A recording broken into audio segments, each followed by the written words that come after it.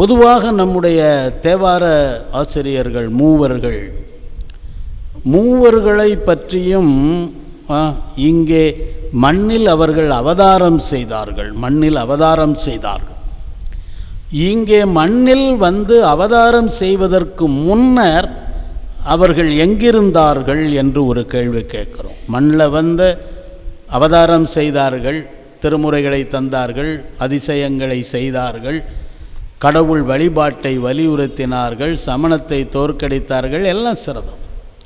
ஆனால் ஒரு கேள்வி கேட்கிறோம், இந்த மூவரும் இந்த மண்ணில் அவதாரம் செய்து பலவிதமான திருமுறைகளை தந்தார்கள். இந்த அவதாரத்திற்கு முன்னால், இந்த மண்ணுக்கு வருவதற்கு முன்னால் அவர்கள் என்னவாக இருந்தார்கள் என்ற ஒரு கேள்வி கேட்கிறோம். அவர்கள் யார்? இந்த மண்ணுக்கு வருவதற்கு முன் அவர்கள் யார் என்று ஒரு கேள்வி கேட்டார். நாவுக்கரசர் பெருமானை நாம் சொல்லிடுறோம். நாவுக்கரசர் பெருமான் யார் என்றால், இதற்கு முன்னர் அவர் ஒரு முனிவர் என்று சொல்கிறோம், வாகீச முனிவர்.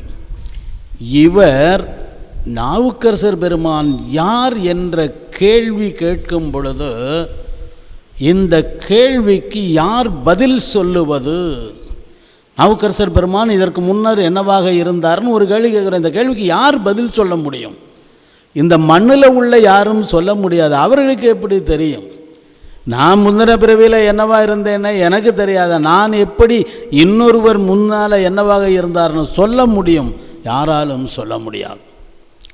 ஆனால் அந்த யாராலும் சொல்ல முடியாத செய்தி இந்த மண்ணுக்கு தெரிய வேண்டும் என்று சிவபெருமான் விரும்பினான். அதனால் அவனே சொன்னான்.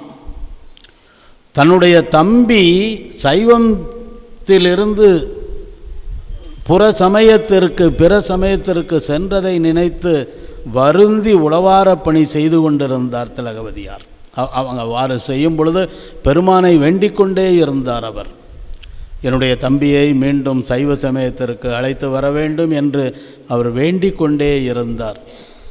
அப்பொழுது ஒரு நாள் பெருமான் கனவில் அவளுக்கு திலகவதியாருக்கு சொல்லுகிறார், இங்கே வந்திருப்பவர் யார் என்று அவர் சொல்லுகிறார். மருள்நீக்கியாராக இங்கே வந்திருப்பவர் யார் என்பதை சிவபெருமான் தான் சொல்கிறார். அதனால் சில நேரங்களில் சில மனிதர்களை சிவபெருமான் இந்த மண்ணுக்கு அறிமுகப்படுத்துவான். அதான் பெரிய விஷயம்.